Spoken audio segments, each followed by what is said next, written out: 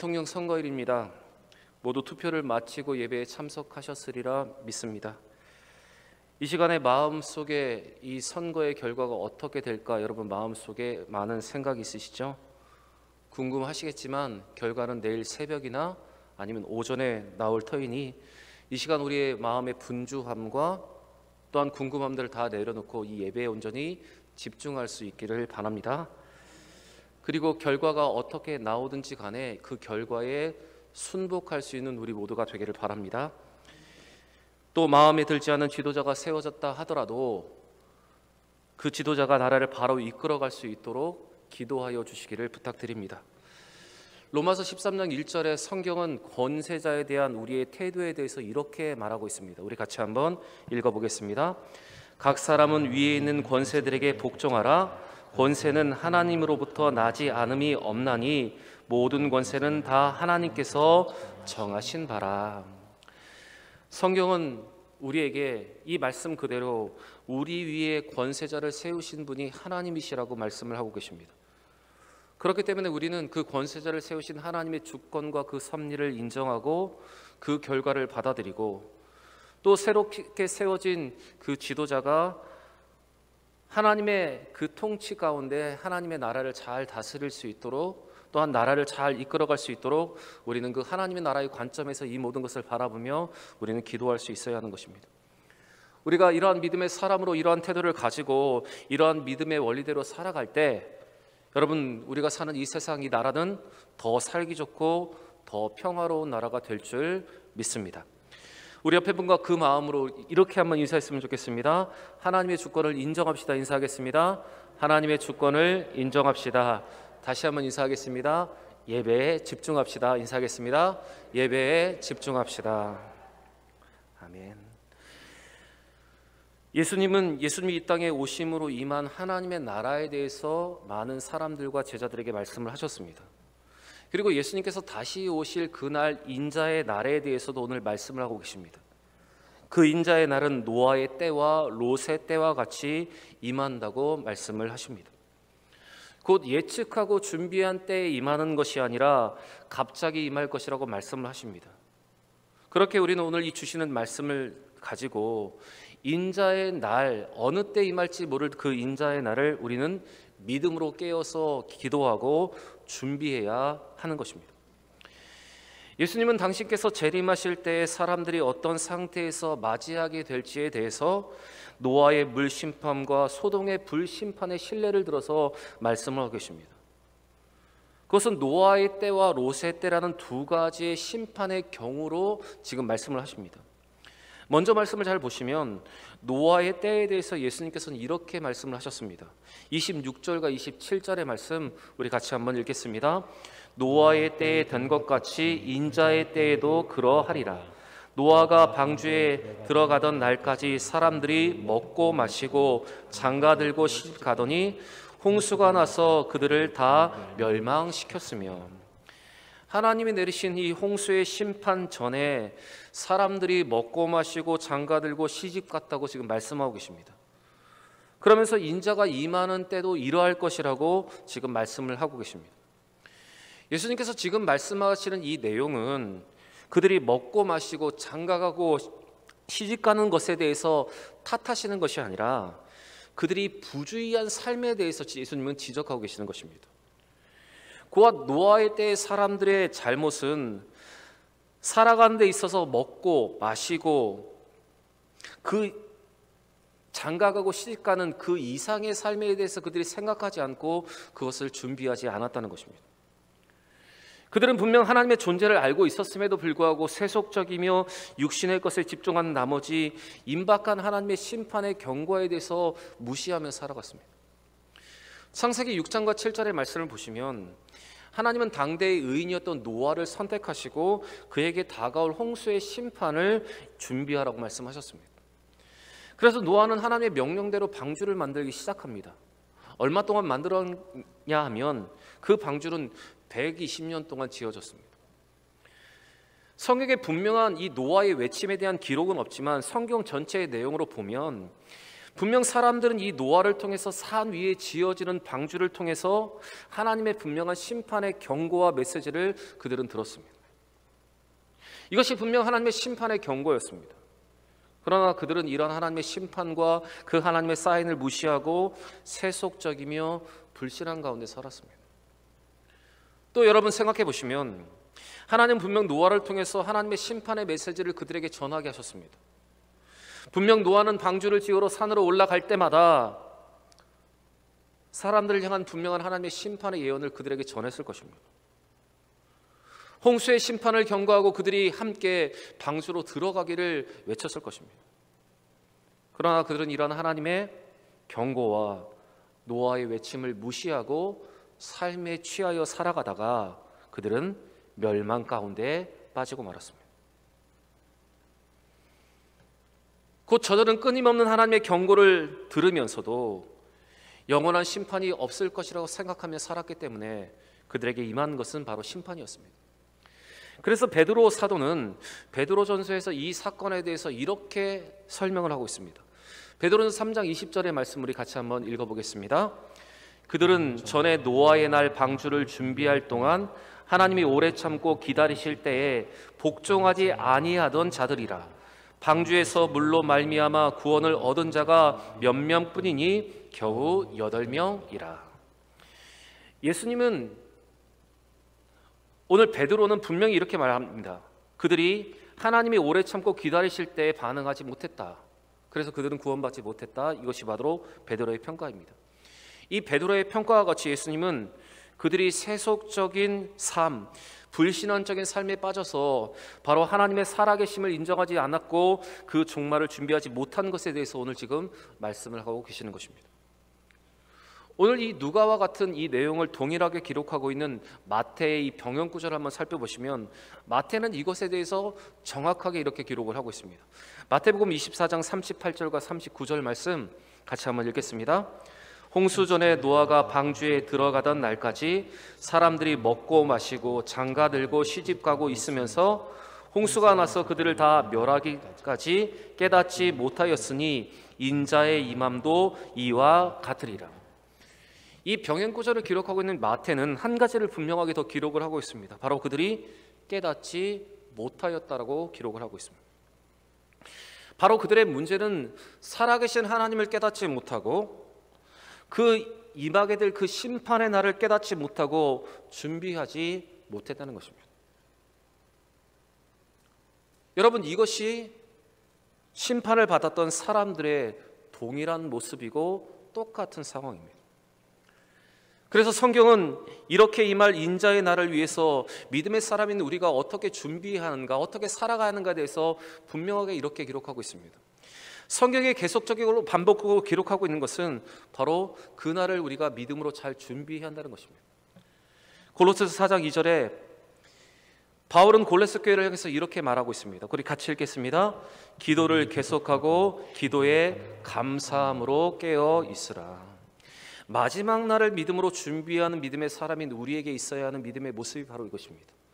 기도를 계속하고 쉬지 않고 기도하고 기도함에 감사함으로 깨어 있는 것, 이것이 바로 우리에게 원하시는 믿음의 모습입니다.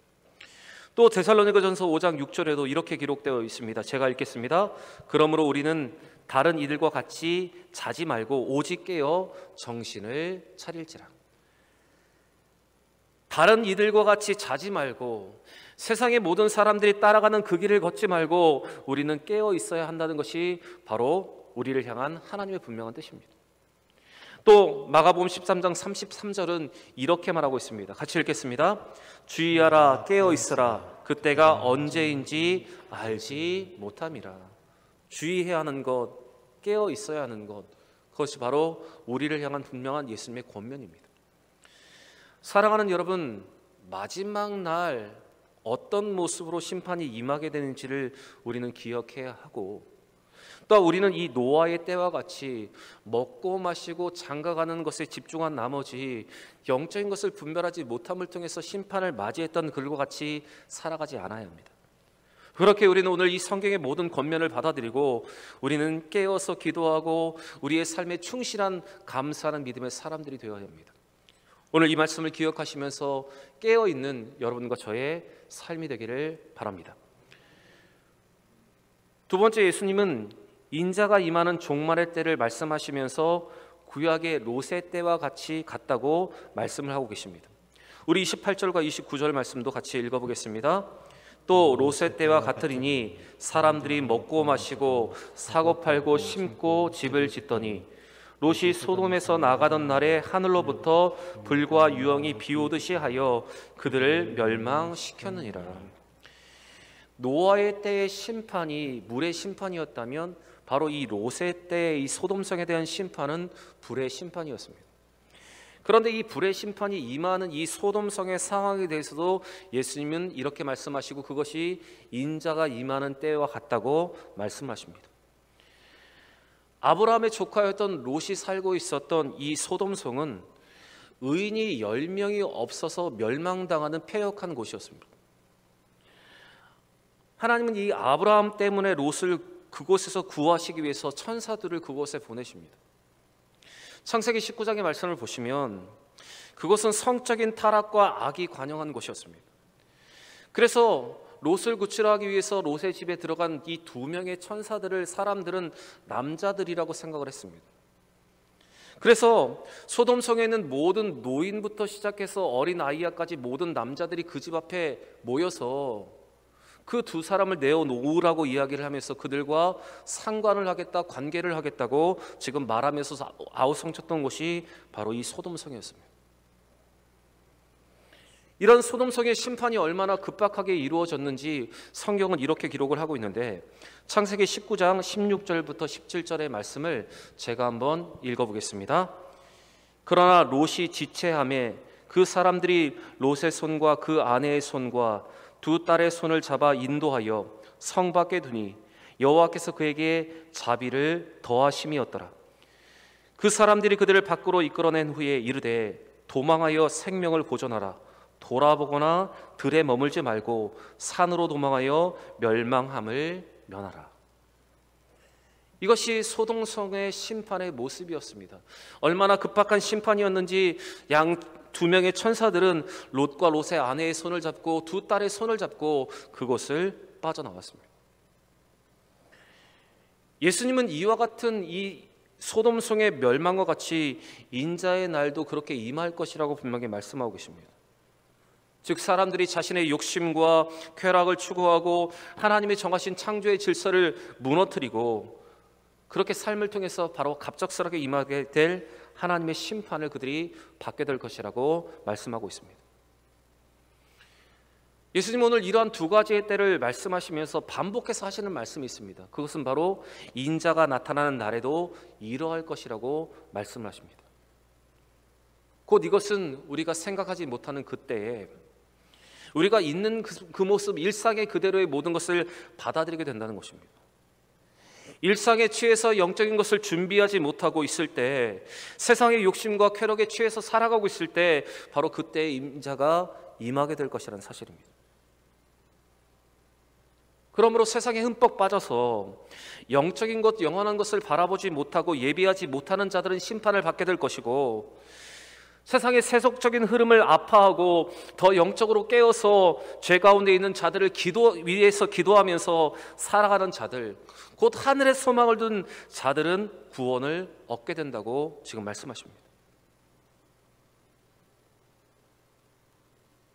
여러분, 곧 믿음으로 살아가고 하늘의 소망을 쓰며 살아가며 영적으로 깨어있는 것이 바로 구원의 여부를 결정짓게 된다고 오늘 예수님 말씀하십니다.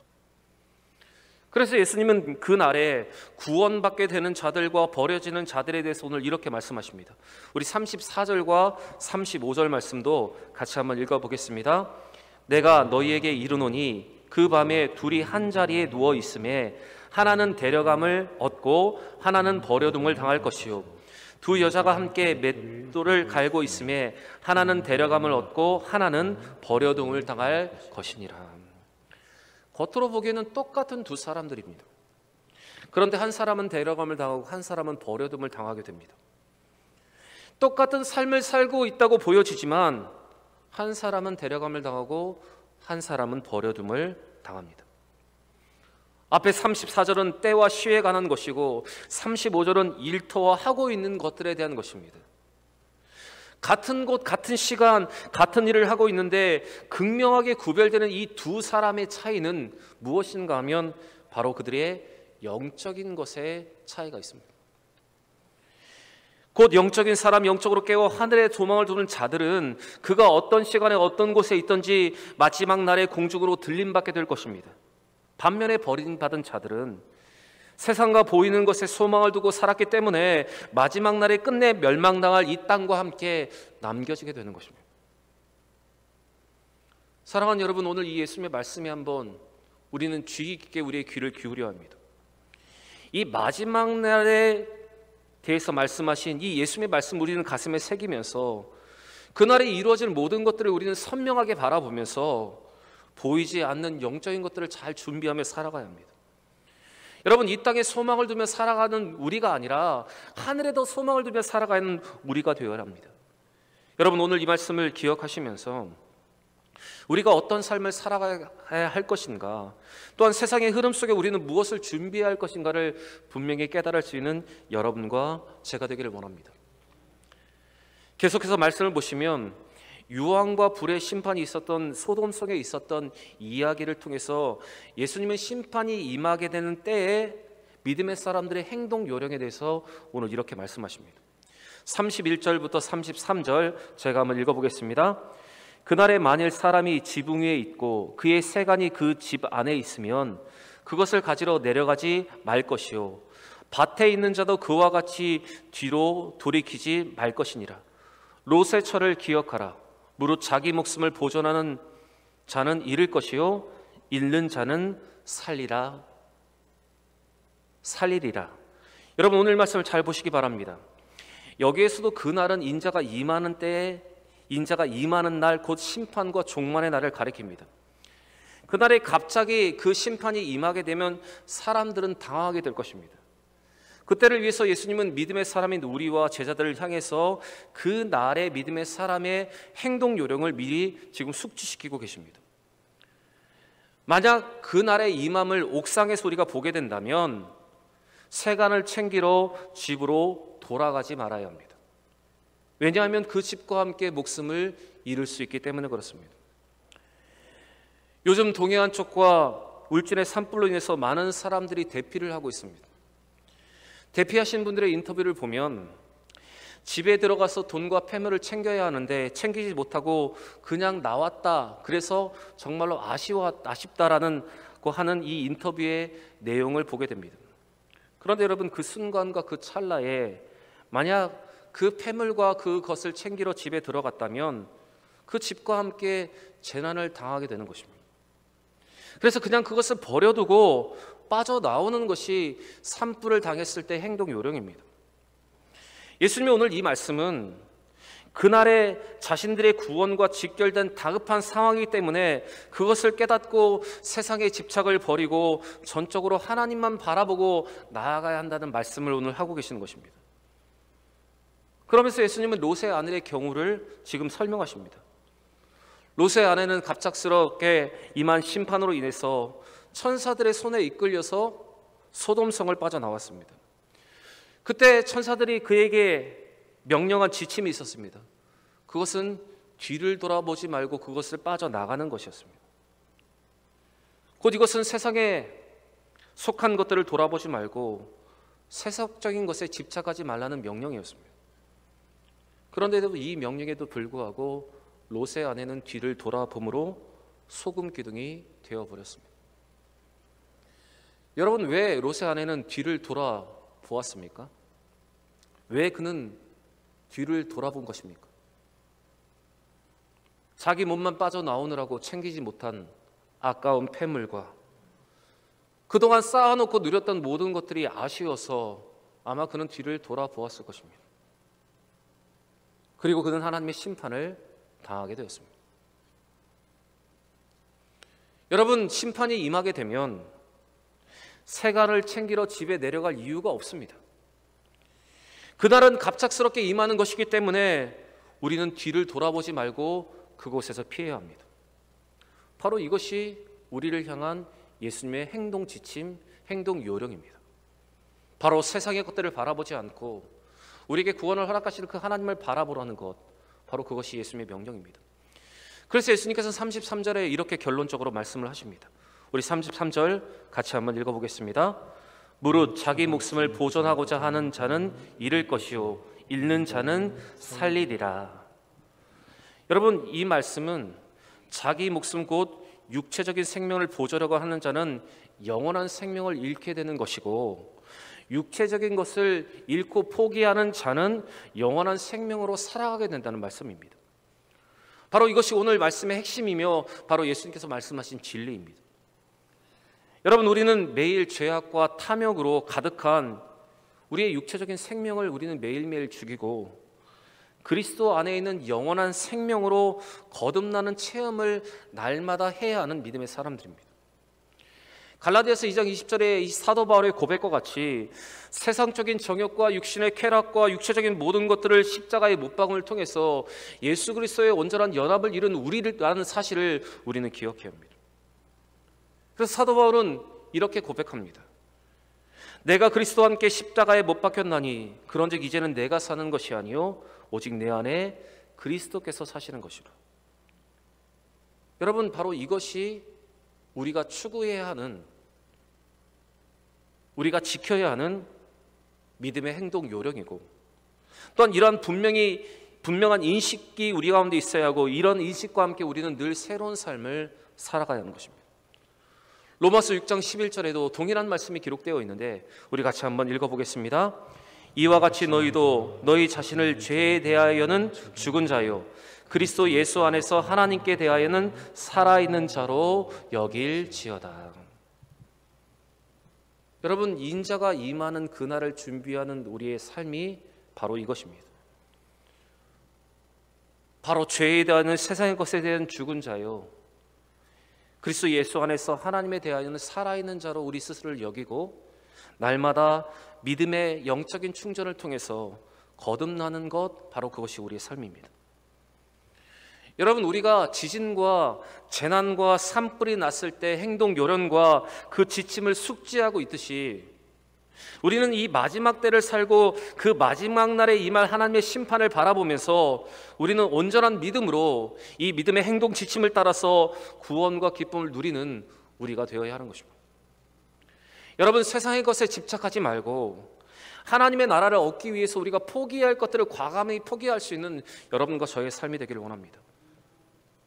여전히 붙잡고 있는 세상의 것들 놓지 못함을 통해서 영원한 생명으로 거듭나는 그 체험을 하지 못하고 있다면 여러분, 과감하게 그 모든 것을 내려놓고 이제는 우리를 살리실 그 하나님과 그 예수 그리스도 우리에게 주신 그 생명을 우리는 온전히 바라보아야 하는 것입니다. 사랑하는 여러분, 노아의 때와 같이 일상의 분주함에 빠져서 하나님의 음성을 듣지 못하고 하나님의 경고를 듣지 못하는 우리가 되지 않기를 원합니다. 또 롯의 때와 같이 세상의 욕심과 쾌락으로 임박한 진노를 깨닫지 못하는 우리가 되지 않기를 바랍니다. 하나님께서 원하시는 믿음의 온전한 모습을 통해서, 그리고 그 나라의 임함을 준비하고 예비함으로 육체의 것을 버리고 영적인 것을 취함으로 영원한 생명을 기대하는 우리 모든 대형의 성도들이 되시길 바랍니다. 여러분, 그리스도인은 전혀 예상할 수 없는 종말을 바라보면서 살아가는 사람들입니다. 언제 어디서 어떤 형태로 종말이 임할지 우리는 알 수 없습니다. 그러나 그 종말은 반드시 우리에게 임하기 때문에 우리는 가장 지혜롭고 항상 준비된 상태로 깨어 있어야 합니다. 언제일지 알 수 없기 때문에 우리는 오늘 일을 내일로 미루지 말아야 합니다. 오늘 우리에게 주신 삶을 우리는 충실하게 살아내야 합니다. 또 우리는 현재 우리에게 허락하신 모든 것에 자족해야 하고 우리는 항상 하나님 앞에 감사하며 깨어 있어야 합니다. 여러분, 오늘 주신 이 말씀을 기억하시면서 항상 깨어 기도하고 깨어 경성하며 하루를 충실하게 감사하며 살아갈 수 있는 여러분과 제가 되기를 원하고, 오늘 해야 할 일을 내일을 믿음을 통해서 후회하는 삶을 살아가는 것이 아니라 더 기쁨으로 모든 것을 하나님께 영광을 돌리며 살아가는 우리 모든 대형의 성도들이 되시길 바랍니다. 사랑하는 여러분, 오늘 이 말씀을 기억하시면서 오늘도 깨어 기도하고 세상의 모든 흐름 속에서 마지막 때가 가까웠음을 믿고 더욱더 깨어있는 우리 모든 대형의 성도들이 되시기를 주의 이름으로 간절히 축원합니다.